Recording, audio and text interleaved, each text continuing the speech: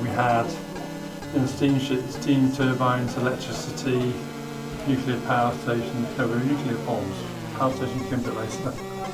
But we were doing lots of innovative, lots of scientific work without a computer. But in actual fact, the term computer came in, well, we had the term computer before we had electrical computers, but the term for computer was a human being. You would have, say, in a bank or insurance company.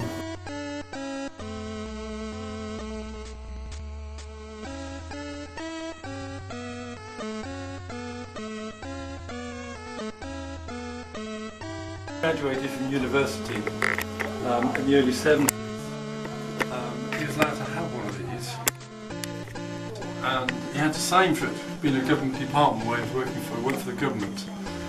And I think it was something like about £720, and his annual salary was £780. So it's a year's salary back in sort of 1972 for an electrical calculator.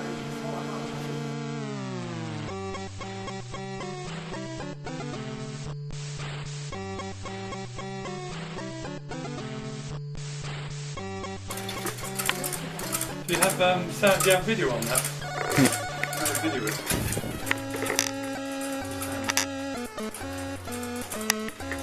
This is the oldest working computer on planet Earth. It's not a rebuild, it's actually an original computer. And there's the original people using. The main, I read that the main engineer worked with you in the restoration, and he died, no? So. I'll explain, because you've seen Cláudia.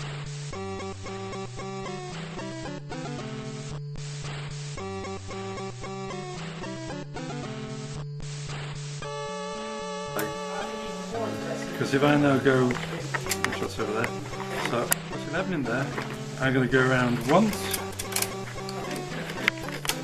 and then shift, and again, and I get 121. You catch that? Should do it again. Right, I'll reset it, back to where it was, clear that. So I've got my 11 in there, so starting from now I'm going to go once, shift, once again I get 121.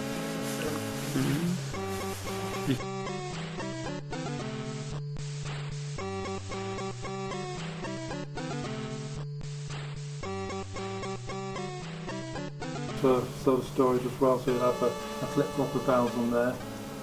And I'm just going to turn around to show how this display, but if you look in here, up in Manchester, they had the Manchester Baby. And it used a CRT, the like a radar tube, TV tube, and the phosphor glow. So you have about 1K storage on the glow. So,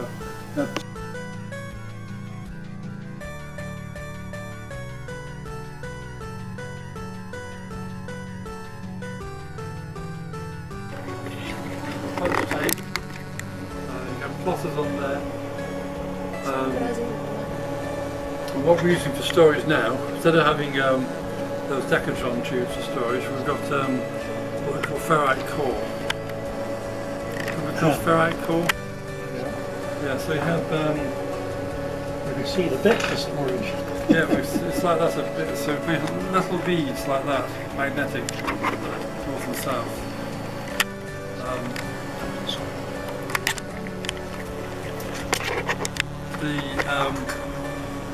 What is useful about these though is the technology. We can repair these computers, remember, because they've got individual components.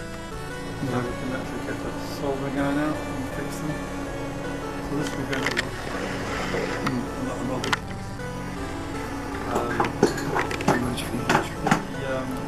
We're now starting to use magnetic tape. And you might kind of recognise this stuff. It's a 35mm film. Good reason for this really, because these computers were made down near London, like Boreham Wood, and a few miles away from studios. British film industry. This would be used for film editing. So you suck the air out, vacuum inside, and it goes around very, very quickly. That's about 7 megabytes of storage on that. But it's low density, look on that. So there you put iron filings, ferrous, on there. There's a seed, in fact somebody told me I have a special kind of glassing you put on top which is magnetically sensitive enough so you could check the alignment of the heads on that. Yeah. You can actually read what it's doing on that.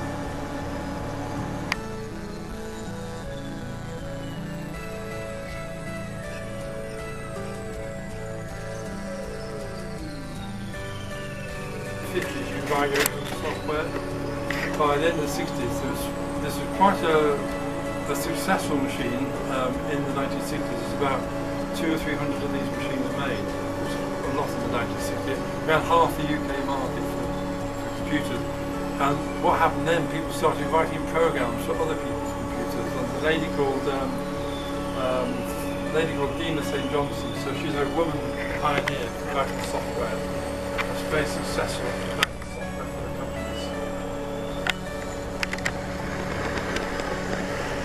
That's 1961, so we're going to move forward, remember the technology on that, so we're moving forward only about 6 years, starting to get much more kind of compact sort of circuit board on that. The circuit board is now much more machine made, neater, tidier and so on. So even in 5 years, we're going from homemade machines to sort of factory-made machines. It's also got a noise.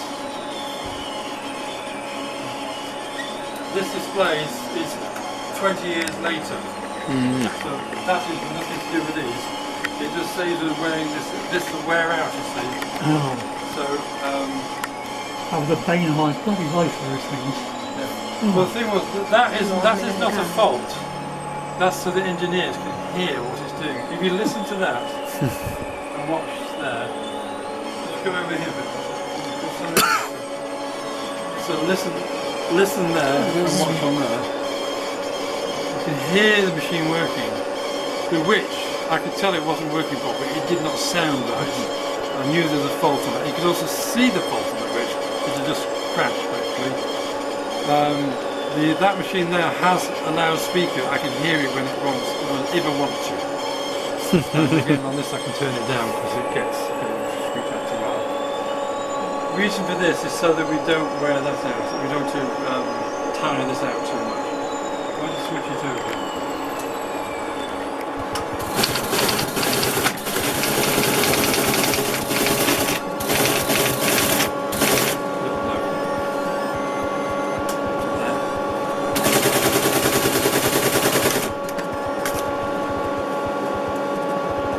Type your name in, anybody? Type your name in.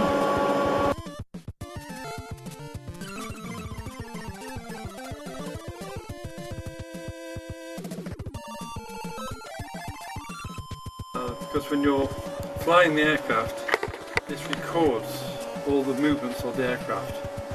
So if you get a near miss of the aeroplanes, the pilot will say we had a near miss. They do that because they can work out why there's a near miss, make sure you don't have one again. It's not the same thing. So this would actually record all the air traffic control said the previous day.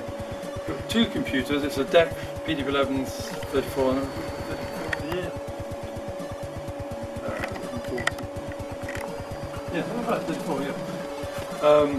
You've got 2 computers. One is for computer graphics, so to display on the screen one just draws the pictures. The second one is actually running the actual flight paths and converting them to what goes on the screen. So it's like a graphics card.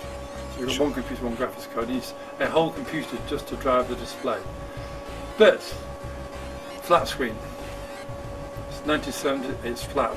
You like it flat because you're trying to judge the distance of an aircraft. But you don't want a distorted display. You just got a nice, easy picture view. It's also got when it's powered up. You've got a touch screen. You've got a touch sensitive control. 1970s. Amazing. And you've also got trackball in there as well. Trackball itself costs about £5,000, but yeah. And probably a little less than that. But this is how this is going to get a flat screen. Touch screen and trackpad. So you look on here. Look on this thing on here. This. You get a flat screen, and the way you get a flat screen, it's a long tube, very large electromagnets with big heat sink on the top. So that's the heat comes off. So lots of air conditioning needed.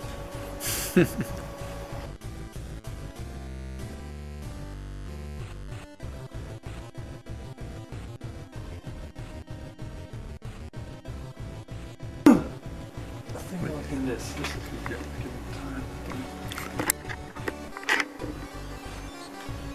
So there's a thing I like to read in here. Find it. Ah, here we go. So this book is 1964.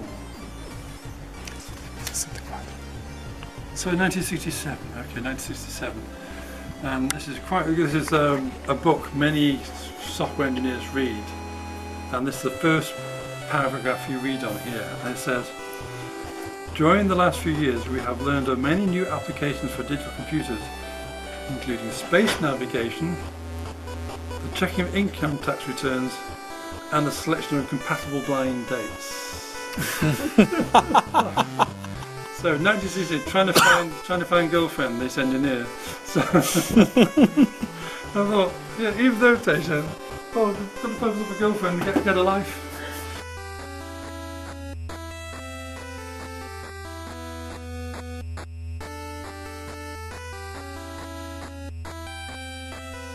Harwell Decatron, do I have a binary computer, do I have a decimal computer? This is an analog computer. Do you have what we call sleeping policemen in Brazil? Yeah. In the station there? A lot of. Yeah. They're the bumps in the road. I had some people from Belgium and I said, do you understand what I mean by sleeping policemen? And their English was very good. They said, yes, they in the police station. So I thought Quebra-molas. Quebra-molas. But you want to design a car, and suspension on the car, the spring, so the spring on there. So here we have and basically you can design it with this, which I call analog, using resistors and capacitors to simulate something in the real world. So I want to design my car suspension. So this is my English sports car. Let's go around it quickly, very better. My American saloon car. Boing, boing, boing, boing, boing, boing. So I can design my suspension, but you do things like designing jet aircraft wings. You can have sensors on the wings, see what it's doing, you can adjust things and design the aircraft like that. So that's analog computing. And I can remember being at, up in Manchester at my college, and back in 71, 72 we had these, and we're just starting to get these coming in, but these are very expensive. And this you can actually program with one. This would come out, you can program it up, and then you put it back in again afterwards.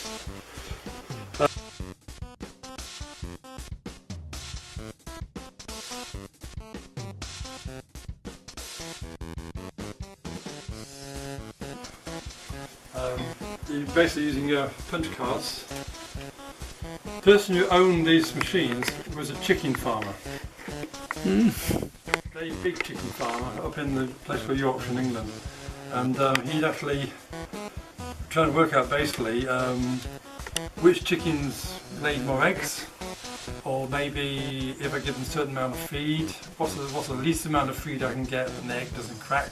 So he had all these sort of different chickens, and he worked out, so he must have hundreds of thousands of chickens, because this equipment 1950, looking at £100,000 sterling in 1950. So it's an expensive kit.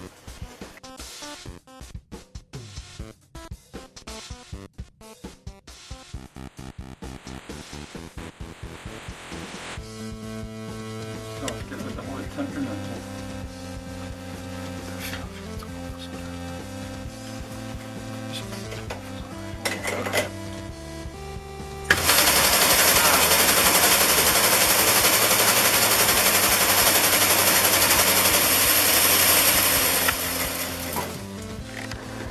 Get it?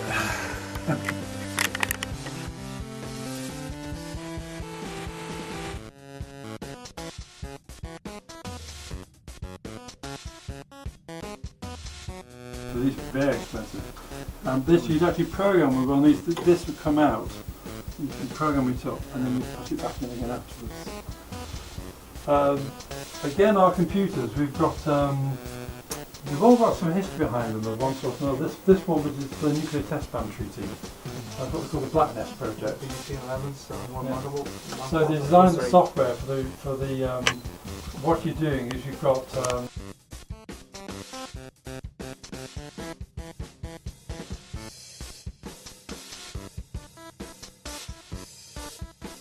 invent the portable computer, but you've still got screens. You've got maybe a trackball on that one there. I used to have one of those down there. No, we've never got bad net.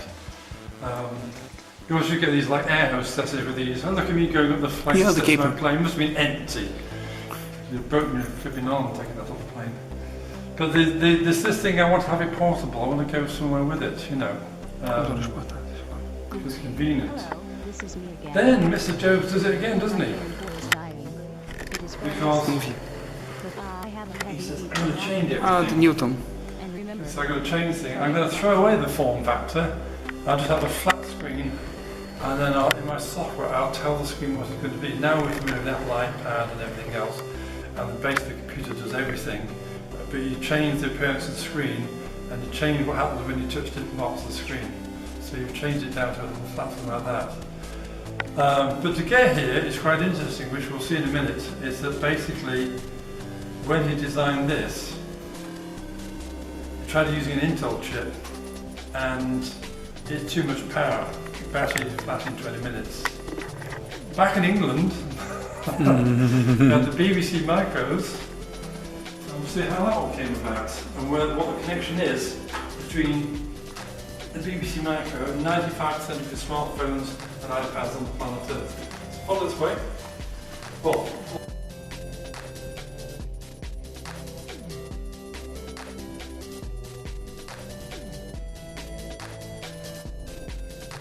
in fact, it did blow up Saturday before last, actually. One of the power supplies went up. Let's shut it down fast. But you'd use this for like weather forecasting. If anybody got a smartphone with the weather on it, yeah. So in England, there's about 6,000 locations just in England, so planet-wide. My sister's in Chicago. I can check the weather in Chicago, whether it's snowing or raining on my sister. Mm-hmm. And so the amount of data just to scan the planet and say what the weather's doing, that's an enormous amount. So you want to calculate what the weather's doing, the wind speed at different levels. Now you need a computer which will handle many thousands of different locations at once. So it's why when the weather forecasts go wrong and it's windier than we would like, they're going to get themselves a bigger computer. So that sort of thing we've been modelling sort of crystals or scientific processes basically. But from weather source in 91 to the modern day, equivalent to now 2 Xboxes, 2 gaming machines, or 1 iPhone 4GS, about the same amount of power. So you can fit that into your pocket now.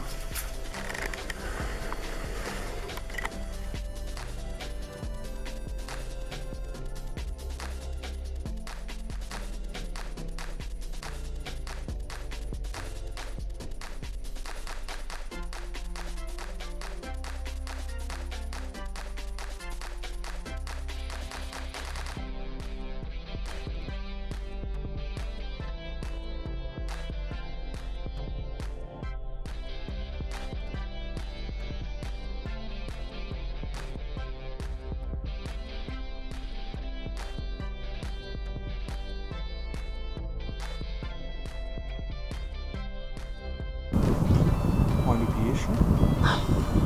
Olha o bicho. Olha o bicho. Olhando o bicho.